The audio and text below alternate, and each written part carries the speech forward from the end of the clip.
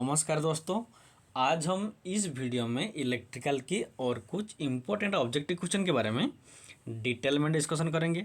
और अगर आपको वीडियो अच्छा लगता है तो सब्सक्राइब जरूर कीजिएगा। तो देखो आज का वीडियो हम शुरू करते हैं। आज का पहला क्वेश्चन है, इन ए 3 पिन प्लग। देखो, जो 3 पिन प्लग होता है उसमें ये 4 ऑप्शन में से कौन सा करेक्ट ऑप्शन होता है। देखो, जो 3 पिन प्लग होता है कुछ ऐसा ही होता है। नीचे दो एक जैसा प्लग रहता है, ऊपर में और एक प्लग रहता है। तो देखो ऑप्शन नंबर सी क्या है, 2 pin are of the same size. नीचे जो 2 पिन रहता है वो सेम साइज होते हैं। उसके बाद जो थर्ड वन होता है, ऊपर में जो थर्ड वन होता है, ये क्या होता है, थिकर होता है और लॉन्गर भी होता है। तो इसलिए option number C is the correct answer. Then देखो नेक्स्ट क्वेश्चन है, Buchholz relay can not be used on. देखो, जो बोकोज रिले होता है जिसको हम ट्रांसफार्मर की प्रोटेक्शन के लिए यूज करते हैं, तो इनमें से कौन सा ट्रांसफार्मर की प्रोटेक्शन के लिए हम बोकोज रिले को यूज नहीं करते हैं। 500 केवीए ट्रांसफार्मर को में बोकोज रिले यूज नहीं करते हैं, या 1000 केवीए ट्रांसफार्मर यूज नहीं करते हैं, या 3 फेज ट्रांसफार्मर नहीं करते हैं, या एयर कूल्ड ट्रांसफार्मर में बोकोज रिले का हम यूज नहीं करते हैं। तो इसका आंसर होगा, जो बोकोज रिले होता है उसको हम एयर कूल्ड ट्रांसफार्मर की प्रोटेक्शन के लिए यूज नहीं करते हैं। Option number D the correct answer. क्योंकि जो बोकोज रिले होता है वो हमारा गैस एक्चुएटेड रिले होता है, जहाँ पर क्या होता है ना, ऑयल कूलिंग सिस्टम रहता है। तो इसीलिए option number D the correct answer. Then देखो नेक्स्ट क्वेश्चन क्या है। नेक्स्ट क्वेश्चन है, the ratio of the puncture voltage to the flash over voltage of an insulator is. देखो, ट्रांसमिशन लाइन में जो इंसुलेटर होता है उस उस इंसुलेटर की puncture voltage divide by flash over voltage का वैल्यू एक के साथ बराबर होगा, या एक से कम होगा, या जीरो होगा, या एक से ज़्यादा होगा। तो इसका आंसर होगा, किसी भी इंसुलेटर का puncture voltage divide by flash over voltage का वैल्यू हमेशा एक से ज़्यादा होता है। तो option number D the correct answer. क्योंकि जब पंक्चर वोल्टेज होता है उसका वैल्यू ज़्यादा होता है हमारा फ्लैश ओवर वोल्टेज से, तो इसीलिए इसका वैल्यू क्या होगा, option number D the correct answer. और ये जो puncture voltage divide by flash over voltage होता है इसको हम कहते हैं सेफ्टी फैक्टर भी कहते हैं। याद रखो, जो सेफ्टी फैक्टर होता है उसका फॉर्मूला क्या है, puncture voltage divide by flash over voltage, और इसका वैल्यू हमेशा एक से ज़्यादा होता है। देन देखो next question, as the voltage of transmission line increases the volume of the conductor. देखो, जब किसी ट्रांसमिशन लाइन का वोल्टेज ज़्यादा होता है तो उस कंडीशन में उस ट्रांसमिशन लाइन का जो कंडक्टर होता है उसका वॉल्यूम ज़्यादा होता है, या कोई भी चेंजेस नहीं होता है, या कम होता है, या इंक्रीज प्रोपोर्शनली। तो इसका आंसर होगा, जब ट्रांसमिशन लाइन में वोल्टेज ज़्यादा होता है तब उस ट्रांसमिशन लाइन का जो कंडक्टर होता है उसका वॉल्यूम क्या होता है, कम होता है, decrease. Option number C the correct answer. क्योंकि उसका फॉर्मूला है, जो कंडक्टर होता है उसका area of cross section inversely proportional होता है वोल्टेज की स्क्वायर के साथ, ये याद रखो। तो इस फार्मूला के मुताबिक अगर वोल्टेज का वैल्यू ज़्यादा होगा तो एरिया ऑफ क्रॉस सेक्शन कम ही होगा, वॉल्यूम भी कम ही होगा। तो इसीलिए option number C the correct answer. Then देखो नेक्स्ट क्वेश्चन क्या है। नेक्स्ट क्वेश्चन है, in a 3 phase 4 wire system generally area cross section of the neutral wire. देखो, जो 3 फेज 4 वायर सिस्टम होता है, मान लो ये आर है, ये वाई फेज, ये बी फेज, और ये न्यूट्रल वायर होता है। तो ये हमारा 3 फेज 4 वायर सिस्टम। इस 3 फेज 4 वायर सिस्टम में जो न्यूट्रल वायर होता है उसका क्रॉस सेक्शन फेज के साथ बराबर रहता है, या आर तार के साथ बराबर रहता है, या फेज का हाफ होता है, या फेज का 1/3 होता है। तो इसका आंसर होगा, जो न्यूट्रल वायर होता है इसका एरिया क्रॉस सेक्शन फेज से हाफ होता है। Option number C the correct answer. Then देखो नेक्स्ट क्वेश्चन क्या है। नेक्स्ट क्वेश्चन है, which of the following indicates black and green wire respectively in house wiring. जो हाउस वायरिंग में होता है उसमें ब्लैक कलर और ग्रीन कलर, ब्लैक कलर का वायर और ग्रीन कलर का वायर फेज और न्यूट्रल को इंडिकेट करता है, या फेज और अर्थ को इंडिकेट करता है, या अर्थ और न्यूट्रल को इंडिकेट करता है, या न्यूट्रल और अर्थ को इंडिकेट करता है। तो इसका आंसर होगा, जो ब्लैक कलर वायर होता है वो न्यूट्रल को इंडिकेट करता है, और जो ग्रीन कलर वायर होता है वो अर्थ वायर को इंडिकेट करता है। तो ऑप्शन नंबर डी इसका करेक्ट आंसर होगा। देन देखो नेक्स्ट क्वेश्चन क्या है। नेक्स्ट क्वेश्चन है making capacity of a circuit breaker is equal to.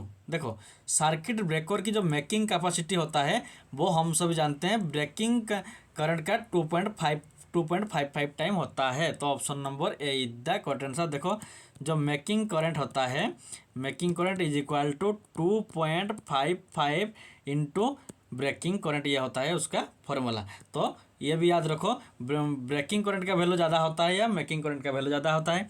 तो मेकिंग करंट का वैल्यू ज़्यादा होता है ब्रेकिंग करंट से। तो option number A is the correct answer. Then देखो नेक्स्ट क्वेश्चन क्या है।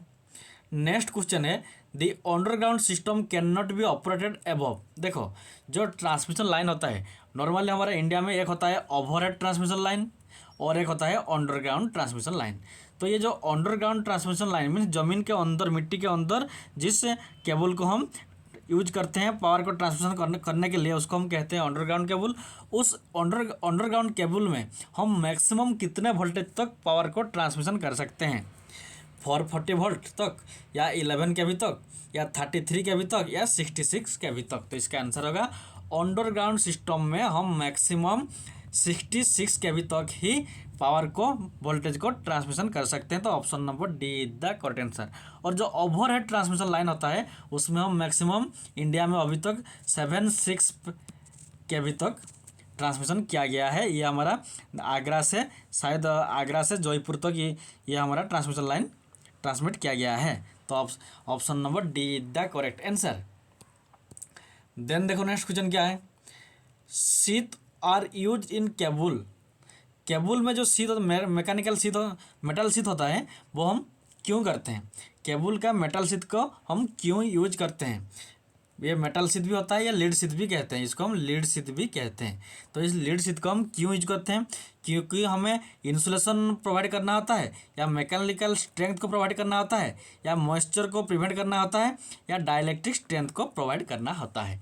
तो इसका आंसर होगा जो केबल में जो मैकेनिकल शीथ, मेटालिक शीथ होता है उसको हम prevent moisture, option number C, moisture से प्रिवेंट के लिए हम मैकेनिकल या मेटालिक शीथ का यूज करते हैं। ये नॉर्मली लीड का होता है।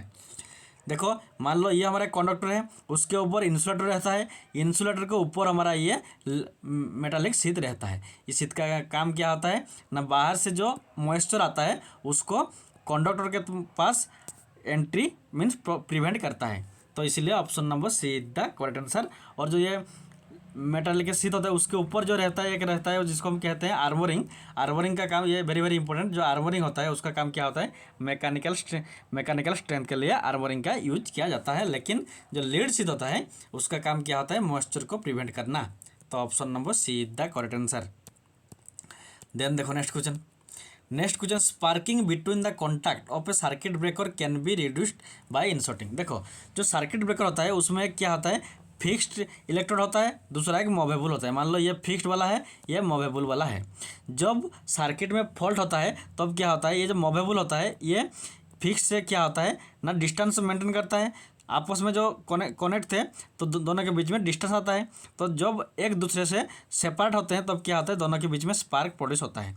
तो इस स्पार्क को एवॉइड करने के लिए या कम करने के लिए हम क्या करेंगे, एक कैपेसिटर को पैरेलल में कनेक्शन करेंगे, या कैपेसिटर को सीरीज में कनेक्शन करेंगे, या रजिस्टर को लाइन में कनेक्शन करेंगे, या रिएक्टर को लाइन में कनेक्शन करेंगे। तो इसका आंसर होगा जब इस सर्किट ब्रेकर की पैरेलल में हम एक क्या करेंगे, रजिस्टर कैपेसिटर को कनेक्शन करेंगे। तो एक कैपेसिटर पैरेलल करंट, यह option number A is the correct answer. यह हमारा सर्किट ब्रेकर में होता है। जब दोनों इलेक्ट्रोड आपस में सेपरेट होते हैं तब क्या होता है, जो स्पार्क प्रोड्यूस होता है उसको कम करने के लिए हम रजिस्टर को पैरेलल में कनेक्शन करते हैं। देन देखो नेक्स्ट क्वेश्चन। नेक्स्ट क्वेश्चन है the number of conductors in A double circuit transmission line is. देखो पहले देखो ये डबल सर्किट क्या होता है। मान लो 3 फेज सिस्टम है, तो 3 फेज मीन्स क्या है, 3 वायर रहेगा और एक न्यूट्रल रहेगा।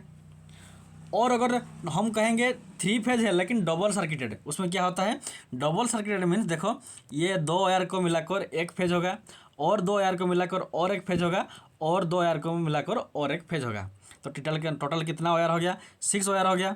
उसके साथ सबसे ऊपर में क्या रहता है, हमारा ग्राउंड वायर रहता है। तो इसीलिए ऑप्शन देखो, one earth conductor along with, sorry ये नहीं, one earth conductor along with six conductor, option number B the correct answer. ये कहाँ पर होता है? ये डबल सर्किट ट्रांसमिशन लाइन में होता है। तो option number B the correct answer. Then देखो नेक्स्ट क्वेश्चन।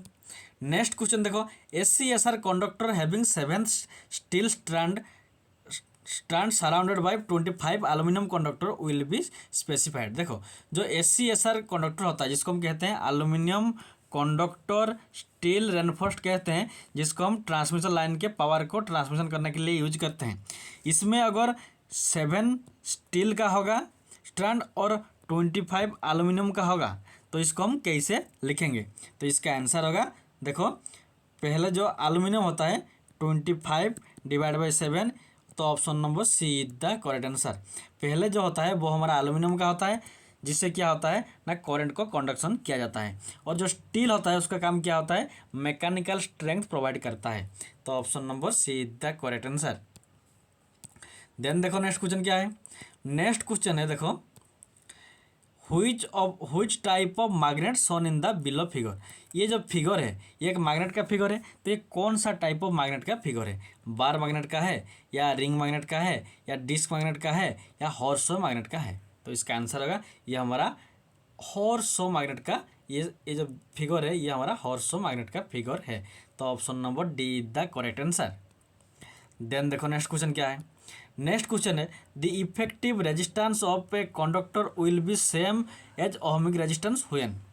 देखो जबकि एक वायर में कौन सी, ये चार ऑप्शन में से कौन सी कंडीशन में उस वायर की इफेक्टिव रेजिस्टेंस का वैल्यू और ओहमिक रेजिस्टेंस का वैल्यू दोनों आपस में बराबर इक्वल होते हैं?